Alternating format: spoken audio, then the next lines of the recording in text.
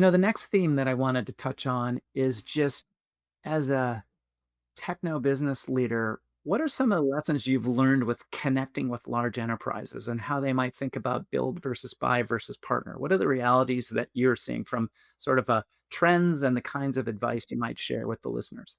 I think two, three things I'm thinking, right? The first one is I go back to your retire tech map. Um, and everybody is using one or two of those players in your tech map for sure, right? I think that's why I think there is a plethora of retire techs evolved. And if you just rewind the clock 5 years, very few of them existed. So finally, there was so much focus around life insurance, PNC, and others, but retire tech is truly emerging. So the big players are taking note because they can easily plug in, partner with one of these, and enhance the three E's, right? That's the first one.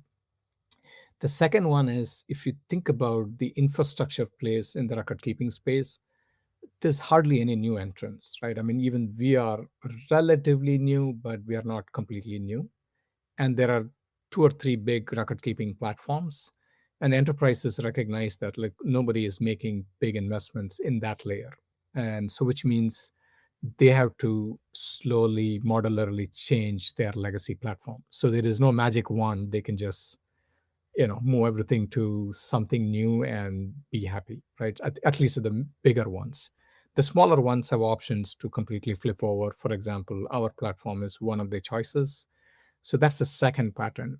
So the answer is every enterprise I speak to, they put it in the three buckets. It's not the tyranny of or, but it's the beauty of and, which means what do you buy and what do you partner. I think the residual ones you end up building, because whatever you build provides a differentiation for your company and whatever that means in your context of the business, where you want to differentiate, you build it, but everything else becomes, I don't want to call it a commodity, but everything else you could partner or buy. Why even bother investing a lot of capital dollars? That's the first one. And second, even if they want to invest capital dollars, a lot of people are thinking, look, 60-70% of my budget goes into maintenance. There is very little left for anybody to innovate.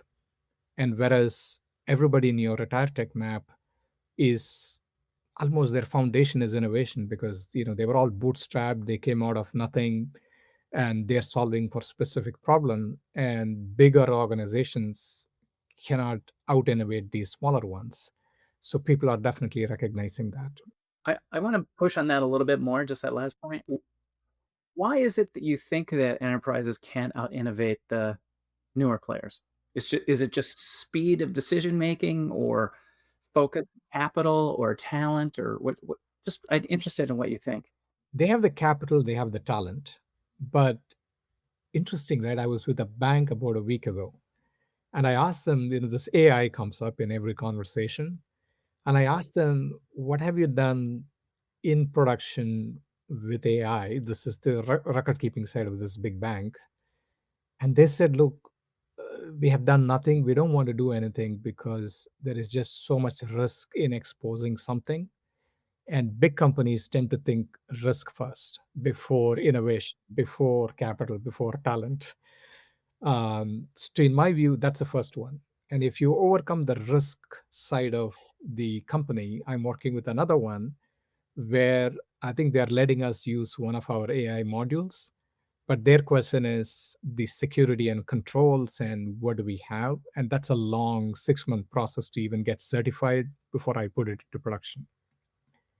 Now, flip it over to a smaller player, and because they are not as worried about risk, they're worried about how do I go to market faster? How do I capture the growth? And how I get my business going, revenue production, and they're able to flip the switch and get there. So to me, it's a perennial thing I've dealt with 25 plus years. It's the risk, and then the convincing so many stakeholders to do anything holds back these bigger companies.